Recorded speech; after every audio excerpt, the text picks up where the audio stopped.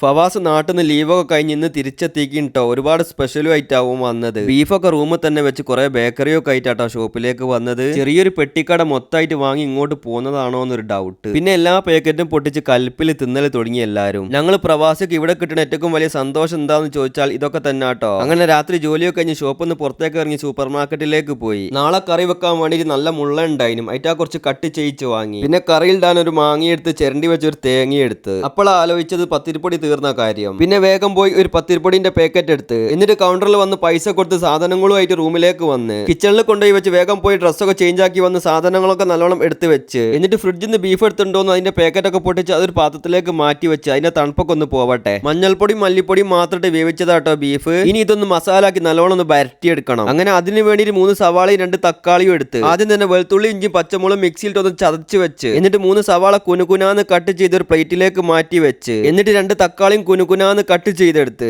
എന്നിട്ട് ചട്ടി അടുപ്പത്ത് വെച്ച് അതിലേക്ക് കുറച്ച് വെളിച്ചെണ്ണ ഒഴിച്ചു കൊടുത്ത് വെളിച്ചെണ്ണ ചൂടായപ്പോൾ സവാള മൊത്തമായിട്ട് അതിലേക്ക് ഇട്ട് കൊടുത്ത് എന്നിട്ട് ചതച്ച് വെച്ച വെളുത്തുള്ളി ഇഞ്ചി പച്ചലോട്ട് പാകത്തിലുള്ള ഉപ്പിട്ട് നല്ല രീതിയിൽ ഒന്ന് വഴറ്റിയെടുത്ത് എന്നിട്ട് തക്കാളിയും അതിലേക്ക് ഇട്ട് ഒന്ന് വഴറ്റിയെടുത്തതിന് ശേഷം 1 ടീസ്പൂൺ മുളക് പൊടി 2 ടീസ്പൂൺ മല്ലിപ്പൊടി 1/2 ടീസ്പൂൺ മഞ്ഞൾപ്പൊടി 1/2 ടീസ്പൂൺ കുരുമുളക് പൊടി ഇട്ട് അതിൽ നമ്മൾ ഒഴിച്ച വെളിച്ചെണ്ണ ഒക്കെ ഒന്ന് തെളിഞ്ഞു വരുമ്പോഴും നല്ല രീതിയിൽ ഒന്ന് വഴറ്റിയെടുത്തിട്ടോ. എന്നിട്ട് ബീഫ് മൊത്തമായിട്ട് മസാലയൊക്കെ ഇട്ട് കൊടുത്ത് ബീഫിൽ നല്ലോണം ലിവറും ഉണ്ട്. കണ്ടിട്ട് തന്നെ കൊതിയാണ്. ഫ്രിഡ്ജിൽ തണുത്ത് കിടന്നതും കൊണ്ട് മസാലയൊക്കെ ഒന്ന് സെറ്റായി വരാൻ കുറച്ചൊന്ന് സമയം എടുത്ത് ഇത് റെഡിയാണോ കാത്ത 5 ആൾക്കാർ അപ്പുറത്ത് വെയിറ്റ് ചെയ്യുന്നുണ്ട്. അവസാനം ബീഫ് അടിപൊളിയായിട്ട് റെഡിയാക്കി എടുത്തിട്ടോ. അങ്ങനെ ഹാളത്തെ മേശമ കൊണ്ടുപോയി വെച്ചതേ ഓർമ്മയുള്ളൂ. എല്ലാരും പൊറാട്ടയൊക്കെ കൂട്ടി അടി തുടങ്ങി. ഫവാസിനാണെങ്കിൽ വലിയ ഉഷാറൊന്നുമില്ല കേട്ടോ. നാട്ടിൽ നിന്ന് വന്ന മൂഡ് ഓഫില്ല. അങ്ങനെ ഞങ്ങൾ എല്ലാരും കൂടി ഇരുന്ന് കഴിച്ചിട്ടോ. സംഭവം അടിപൊളി.